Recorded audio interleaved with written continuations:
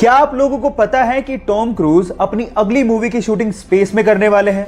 जी हां गाइस, आपने ठीक सुना, स्पेस में। और ये पहली ऐसी मूवी होगी जिसकी शूटिंग रियली स्पेस में की जाएगी। और इस काम में टॉम क्रूज की मदद एलॉन मस्क की कंपनी स्पेसएक्स और नासा भी कर रही है। होगा कुछ यूं कि स्पेसएक्स के रॉकेट से सबसे पहले लोगों को और सामान को इंटरनेशनल स्पेस स्टेशन में लेके जाया जाएगा और उसके बाद वहां पे शूटिंग की जाएगी। सो गाइस, तैयार हो जाइए, फर्स्ट एवर मूवी जिसकी शूटिंग स्पेस में होने वाली है। आज अगर हमें जरा सी भी चोट लग जाए तो हम लोग तुरंत बैंडेड का इस्तेमाल कर लेते हैं ताकि खून को बहने से रोका जा सके।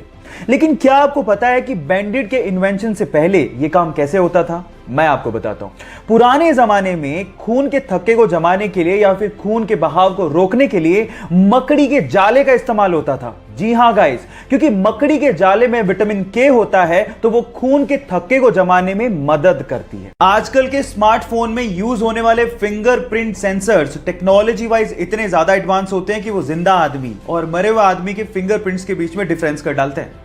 मतलब ये हुआ कि मान लीजिए आपने किसी मरे हुए आदमी के फोन को उसी के फिंगरप्रिंट से खोलने की कोशिश करी तो फिंगरप्रिंट सेंसर उसे सेंस करके अनलॉक होने ही नहीं देगा।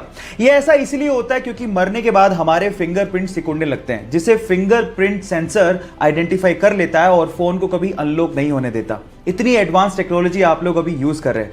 गाइस, आप लोगों ने किसी भी नदी के ऊपर से गुजरते ब्रिज को तो देखा होगा। वो ब्रिज इसलिए बनाए जाते हैं ताकि नदी के एक तरफ से दूसरी तरफ तक ट्रैफिक को ले जाया जा सके। लेकिन फ्रांस ने दुनिया का पहला ऐसा ब्रिज बना के तैयार किया है जहां से ट्रैफिक को नहीं बल्कि एक नहर को नदी के ऊपर से पास करवाया जाता है।